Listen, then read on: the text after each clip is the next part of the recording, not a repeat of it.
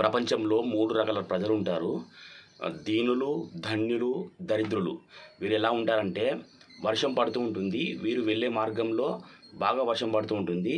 అయితే దీనులు వారి దగ్గర గొడుగు ఉండదు కాబట్టి వాళ్ళు దీనంగా వారి మార్గంలో వారు నెమ్మదిగా సాగిపోతూ ఉంటారు.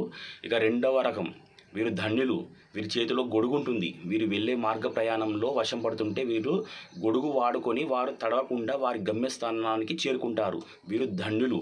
ఇక దరిద్రులు ఎవరంటే వీరి దగ్గర గొడుగు ఉంటుంది కానీ ఆ వర్షంలో గొడుగు సంకల పెట్టుకొని ఆ వర్షంలో తడుస్తూ పోతూ ఉంటారు. వీళ్ళు దరిద్రులు. వాళ్ళ దగ్గర ఆ గొడుగు ఉన్నా కూడా ఏం ఉపయోగం లేదు. ఇలాంటి ప్రజలు కూడా లోకంలో ఉన్నారు. అలాగే క్రైస్తవ్యంలో కూడా 3 రకాల ప్రజలు ఉన్నారు. దీనులు, ధన్యులు, దరిద్రులు.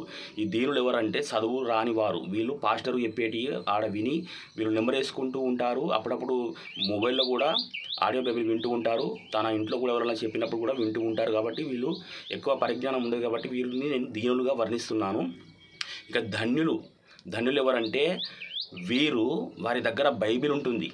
బైబిల్ తీసి చదువుతూ వారి జీవిత ప్రయాణంలో వారి మార్గంలో వారి ప్రతి విషయంలో వీళ్ళు బైబిల్ చదువుతూ అందులోని మాటల ప్రకారం వారి జీవితాన్ని కొనసాగిస్తూ ఉంటారు. వీరు ధన్యులు. ఇక దరిద్రులు ఉంటారు.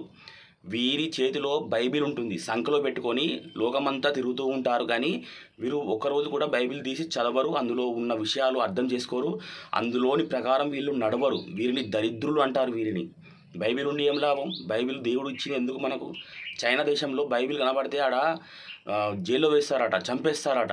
అక్కడ బైబిల్ ముట్టుకుంటే వారికి ధన్యత. వారికి అక్కడ మన దగ్గర బైబిల్ ఉండి కూడా మనం చదవలేకపోతున్నాం. వీరిని ఏమంటారంటే దరిద్రులు అంటారు. కాబట్టి దయచేసి బైబిల్ చదవండి.